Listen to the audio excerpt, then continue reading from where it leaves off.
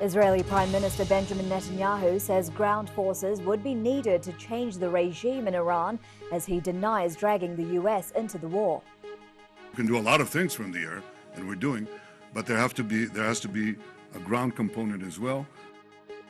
Blasts are heard over Jerusalem after Iran fires multiple salvos of missiles toward Israel following Netanyahu's remarks. President Trump says the US won't send ground forces to Iran as the White House seeks more than $200 billion to fund the war.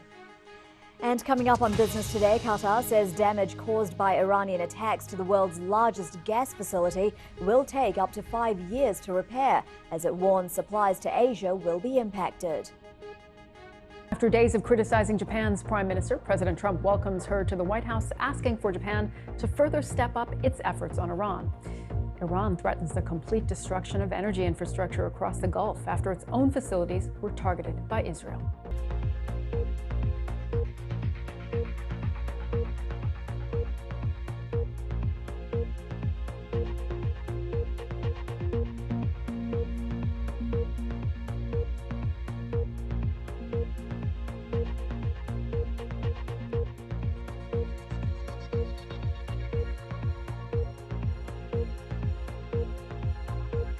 In the last few minutes, the UK extends the use of its bases by the US to launch strikes on Iranian sites targeting the shipping passage of the Strait of Hormuz. It comes after Donald Trump calls his NATO allies cowards, berating them for not playing a more active role in the Middle East war. 2 people, including an Iranian man, are arrested at the naval base at Faslane after trying to enter. The old city of Jerusalem is hit by a fragment of an Iranian missile. The UK agrees to let the US use bases for strikes on Iranian sites targeting the Strait of Hormuz. We've heard a number of explosions around here in the last couple of minutes. 4, I think, was the total. We're now seeing ambulances start to come into the hospital as people are brought in who've been injured from those strikes. In the last few minutes, it's emerged that the UK has extended its approval for the US to use its air bases to launch strikes on Iranian sites targeting the crucial waterway, the Strait of Hormuz. Earlier, the Foreign Secretary, Yvette Cooper, spoke to her Iranian counterpart by phone. Let's go live to Westminster and to our correspondent, Nick Eardley. And Nick, let's be clear, this is an expansion of what the UK is allowing the US to do. Yeah, Rita, since the first weekend of the war, the UK has allowed the US to use its bases for so-called defensive operations, attacks on Iranian missile sites designed to protect British interests and allies such as the United Arab Emirates. Tonight, after a meeting earlier of senior government ministers, that has been expanded. The UK is now going to allow the US to use its bases to launch strikes on facilities, Iranian facilities, being used to attack the Strait of Hormuz. Remember, the Strait of Hormuz is that vital shipping lane. 1/5 of the world's oil normally travels through it. That's slowed down to a trickle at the moment because of attacks on ships. Now, we need to be clear, the UK isn't going to be launching these strikes itself. It's just allowing the US to use its bases in launching those strikes, and it isn't what President Trump had wanted, which was the use of the British Navy to help police the strait. But it is a move from the UK government tonight. It is significant, and it's not without risk. The Iranians have said today that they consider the UK's approach to be an act of aggression. Nick, thank you. Nick Eardley there, reporting from Westminster. Well, earlier, Donald Trump branded NATO allies cowards, saying it would be easy for them to help open the Strait of Hormuz. That's the vital shipping lane between Iran and the Gulf states. Iran's Supreme Leader, Mujtaba Khamenei, issued a defiant statement on social media, claiming to have defeated the enemy. He hasn't been seen since assuming power. The UAE, Kuwait, Saudi Arabia and Bahrain all reported missile or drone attacks, and Iran also launched rounds of missiles at Jerusalem.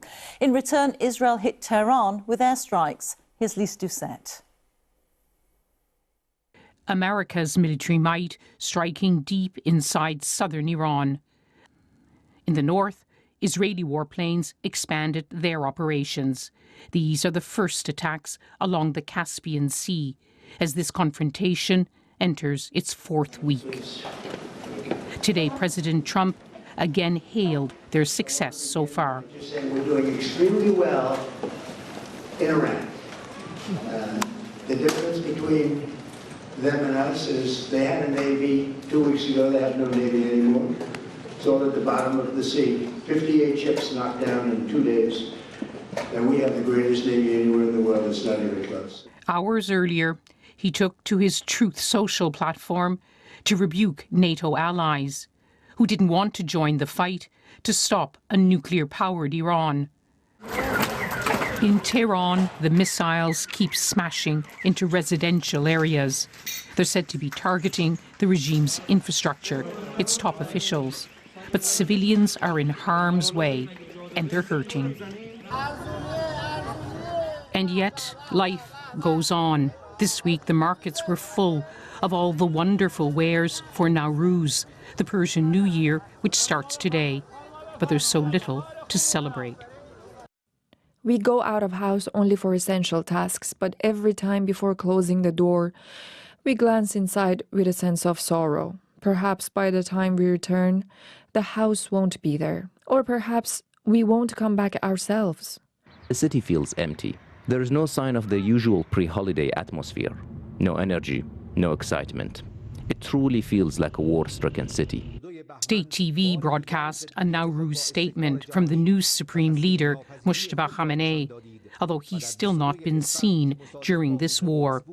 At the moment, due to the particular unity that has been created between you, our compatriots, the enemy has been defeated. Iran is still firing back, launching missiles into Israel and across the Gulf. Hardly a day goes by without a funeral procession. Today they buried the intelligence minister, Ismail Khatib. Israel has warned it will keep killing the men in charge. Iran is vowing to continue this fight, whatever the cost, to them and to the world. Lise Doucette, BBC News. Well, the economic impact of the war and its effect on us is spreading, with markets signalling that they anticipate at least one interest rate rise this year. The attacks on oil infrastructure across the Middle East have caused wholesale energy prices to rise substantially, and analysts say this could add over £300 to the average household bill. Here's Darshini David. Oil refineries ablaze once again, this time in Kuwait and Saudi Arabia, targeted by Iran. But by contrast, oil and gas markets have been calmer after Israel said it wouldn't attack Iranian energy infrastructure. So it's a chance to reflect on what the turmoil so far could mean. Let's start with energy bills, because new predictions suggest the annual price cap for a typical dual-fuel household could rise from £1,641 in April to £1,973 in July. But it's early days. That cap is calculated over several months and things could change. And this would still be way below the level of bills that prompted the government to step in 2022 after the invasion of Ukraine. How much help could the government afford anyway? This is the interest rate on some of the bonds it uses to borrow, now at their highest since 2008, after new figures revealed how high our debt remains. We've got used to government support during COVID and in 2022, but have paid little back. And the rise in this affects other borrowing costs, like fixed-rate mortgages. New 2-year and 5-year deals are already at the most expensive for over a year. They could head higher as expectations grow of at least one rate rise this year, as price pressures grow. For petrol prices are up by 9% a litre since the conflict began, diesel by 17%, and that is before the latest spike in oil prices is passed on. It's all because of this, the Strait of Hormuz, that key transport route for oil and gas through which 100 ships a day would typically pass. Now, BBC analysis suggests it's just 5 or 6. The head of the International Energy Agency called for people to cut down on use by working from home or car sharing in what he's called the greatest energy security challenge ever faced. It is much bigger than what we had in the 1970s, the oil price shocks. It is also bigger than the natural gas price shock we have experienced after the Russia's invasion of Ukraine. And it is not only oil and gas, fertilizers, petrochemicals.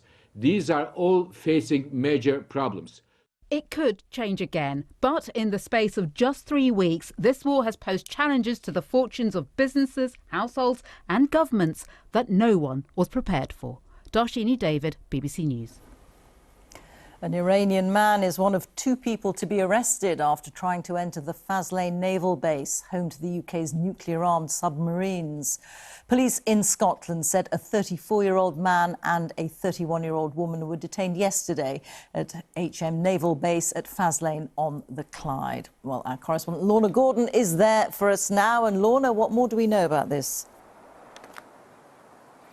Well, Rita, Faslane is a large base. As you said, it's on the Clyde. It's very heavily guarded with a lot of patrols, a lot of barriers, a lot of electronic measures. And that is because it is strategically important. It is the home base for the Vanguard class of submarines, which, while at sea, carry Britain's nuclear deterrent, the Trident missile system. Police Scotland said they became aware of 2 people trying to enter the base at around 5 o'clock yesterday afternoon. The man who was arrested is Iranian.